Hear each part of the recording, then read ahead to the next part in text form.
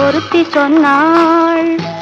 இரவிலே அவனை காண நானும் நடப்பேன், இரவிலே அவனை காண நானும் நடப்பேன்.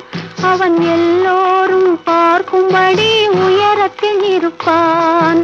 பகலிலே சந்திரனை பார்க்க போனேன், அவன் இரவிலே வருவதாக ஒருத்தி சொன்னான்.